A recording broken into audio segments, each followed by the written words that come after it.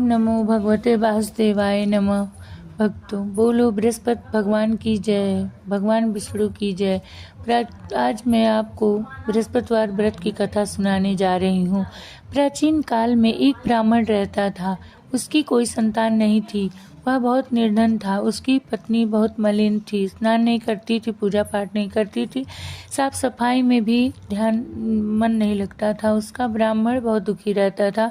इस बात को लेकर उसका झगड़ा भी होता था, पर उसको कोई फर्क नहीं पड़ता। बृहस्पति देव की कृपा से उसे एक कन्या रूपी रत्न प्राप्त हुई। कन्या बहुत सुंदर और बुद्धिमान थी। जब वो बड़ी हुई तो बृहस्पति भगवान की पूजा करती, व्रत करती और पूजा पाठ करने के बाद पाठशाला भी जाती थी। पाठशाला जाते समय एक मुट्ठी जौ लेकर रास्ते में छींट देती और आते समय जौ सोने के हो जाते उसे बीन कर लाती और सूप में रखकर फटकती थी। एक दिन उसके पिता बोले, सोने के जौ को फटकने के लिए सोने का सूप भी होना चाहिए। दूसरे दिन बृहस्पतिवार था। कन्या ने व्रत किया और बृहस्पति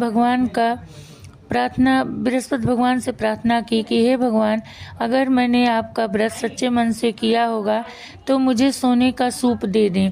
बृहस्पति देव ने उसकी विनती सुन ली और दूसरे ही दिन उसे सोने का सूप दे दिया। और दूसरे दिन वो सूप में जौ रख कर के साफ करने लगी। उसकी माँ का वही ढंग था। एक दिन वह सूप में जौ साफ कर रही थी। उसी समय राज्य का राजकुमार वहाँ से गुजर रहा था।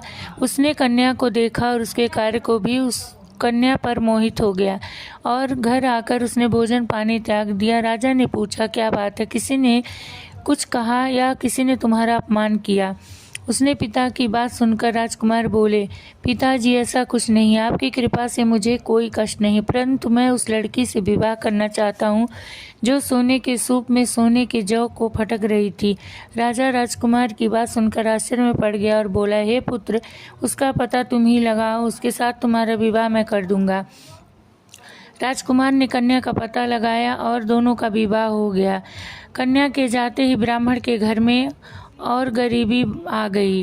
ब्राह्मण के घर में खाने के लाले पड़ गए। एक दिन ब्राह्मण बहुत दुखी था। उसने सोचा, मैं बेटी से मिलाऊं।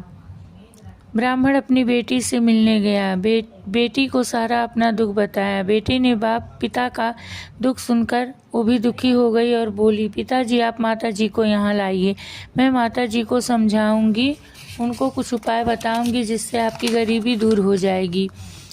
पिता माँ को लेके बेटी के घर आए। बेटी ने माँ को बहुत समझाया और भगवान विष्णु की पूजा करने का उपाय बताया जिससे उसकी दरिद्रता दूर हो